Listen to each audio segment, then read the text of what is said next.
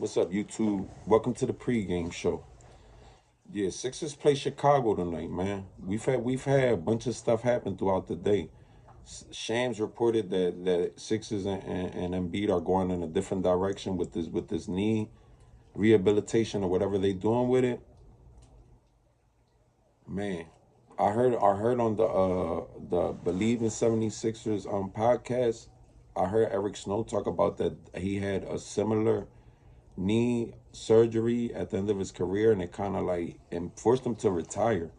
That his knee, because his knee kept getting smaller every time he played. So I'm just like got my fingers crossed because he said everybody's reacts to it different, but what the reports that's coming out kind of is like that MB kind of only got his knee, his meniscus shaved off, and he needs like to get it like something else done to it. Maybe something close to like what Lonzo Ball got. But man, is Embiid ever gonna be the same player if he has to get a whole something done to his knee like that? Like that's probably gonna he's probably never gonna be the same defensive player. At least we can honestly see that he don't have the same burst on that defensive end that made him be like this. Used to be like like signature LeBron chase down block. Embiid was the signature blocker from like weak side blocker, beautiful. Like he had the best highlights of that. And it's like not there no more for Embiid. That's what made him such a great defensive player. And he's become more of an offensive player throughout the years, but he still always had that part of his game, stopping the paint. And this is like a horrible paint defense that we're playing. We're giving up so many points in the paint to teams when we don't give up 3-point shots. When they don't shoot well from the 3-point line, which is a game that we should probably be winning more, we're giving up all the points to the paint, so it really don't make a difference. So it's like, man. So to me, Embiid's not playing tonight. That's a for sure thing. There's already reported that he's not available for the game tonight. To me, I'm an optimistic Sixers fan. I'm still gonna go for the wins. What can tanking for Cooper Flag, what everybody says, and trying to keep that pick? We have to give it up eventually. And what's the point? We're gonna kill the morale of the team now. We have Maxi on our team. You think he wants to lose? You keep on having Maxi lose, he's gonna end up requesting to get out of here. You forget that his agent is Rich Paul. This is not a game. Like Sixers fans have to think, like, no, we have to go for wins and let it go where it go. We can't just be thinking about no draft pick. Like, ain't no draft pick. I mean, some draft pick. I mean, Cooper Flag, yeah, we get the first pick or maybe the second pick. But who's to say that a draft pick is going to come in and just take over the NBA right away? It takes development. Coming into a franchise like this could mess up like it's messed up James White. It's messed up other players that Darko Milic, other players that have come into winning franchises that's not really to develop young players. It's messed up the development of first picks. So don't think that that can just be good of a first pick coming into a winning organization that needs him to be ready now when he needs development. So comment and let me know what y'all think about that. But yeah, but as far as this game, Maxi's questionable too. Justin Edwards not playing. I guess that ankle sprain is worse than we thought.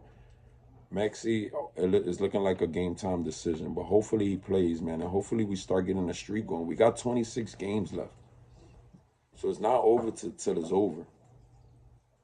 Every team seems like they don't want that 10th pick, and you know what's crazy about it? Stephen A. Smith was talking today, and it seems like he's kind of mad because he keep getting mad at Shannon Sharp because the Lakers are kind of hot right now, and it seems like he kind of mad because the Sixers are getting talked about more than the Knicks right now, and the Sixers suck, which is crazy because the Knicks actually have been good this year, but they've been kind of in the trajectory of doing bad right now. Like they've been losing to a lot of good teams. So it seems like they can't be good teams right now. So Stephen A. Smith, man, he's just talking right now because the Knicks can't be good teams. So he feel as though if the Sixers get hot, they're a good team. This is not the Sixers. We're too stacked in talent. Just the fact that Stephen first KG comes out, that's a Boston fan, lifelong Boston fan, and now Stephen A. Smith comes out. Why do y'all care about what the Sixers are doing? I know I understand that they're talking about Embiid every second, not talking about y'all teams, because Boston is just like cruising through the season, so you don't really hear nobody in the media talking about Boston too much. They're talking about the Sixers every day in this Embiid situation. So I feel as though they think either that they're jealous of the media talking about them too much, or they're scared. They're really scared that they could get knocked off in the first round by a Sixers team that's underperforming in the playoffs, but have not had not even a hot month this season. And everybody at least has a hot month that's a good team. And people do not believe that this team is not a good team. They wouldn't talk about the team. They just know the team is injured. So if the team could get hot for a month, what if that month is in April? What if them 2 months that they were hot last year, that they had Embiid, and what did they do? They started the season 2 months, 2.5 months hot, third seed in the league. What if they start this hotness in April or the middle of March? Or maybe they started now and they have a good 4 months of the season. But if they started now, get hot, and then have an okay April, and when the playoffs start, get hot again. Like, I don't know. It's possible. It's possible. I've not seen this team play good all season. Paul George, seven 20-point games? Are you? Paul George is. Did you? I seen him last night. Left hand layup, beautiful drive to the rim. It's impossible. It's impossible. Paul George gotta have a good month in him. I know the fingers is kind of rehabilitating right now, but I feel as though he still could give us a good month. To call me crazy. Tyrese Maxey's been great all season, but all he needs is somebody to help him to close out these wins. And he could become a better fourth quarter player. If he keep go crazy in the fourth quarter for like a month straight, what happens? Does that change the opinion in everybody? Because I don't think losing is the way. I don't think anybody wants to go for the losses, but our community, and I don't think we should keep doing that.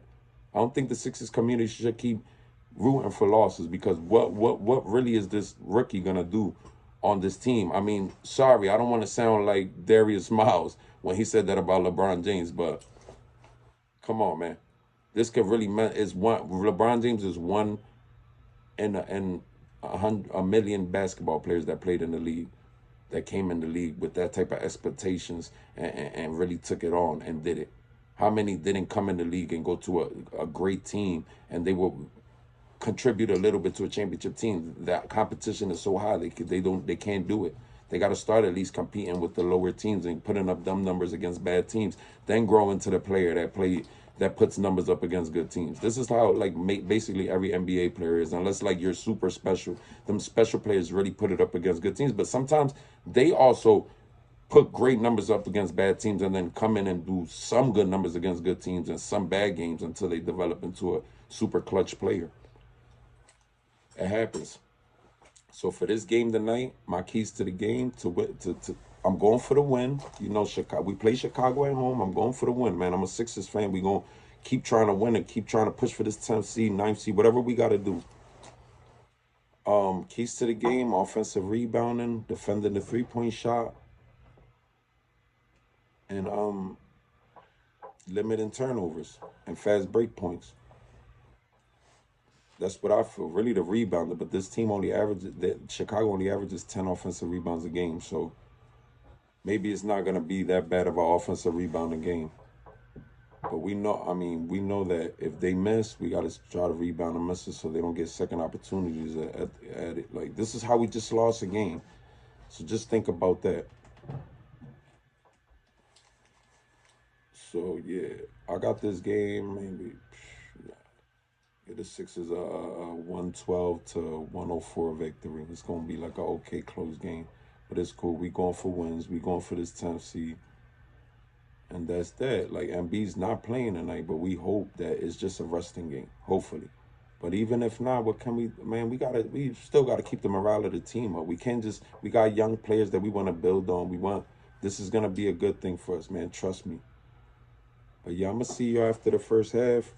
And to me, let me tell y'all what's the, well, I'll tell y'all after the first half. What's the X factor of the game is Paul George, of course. I want him to have a 20+ point game, and Maxey has to have a good game.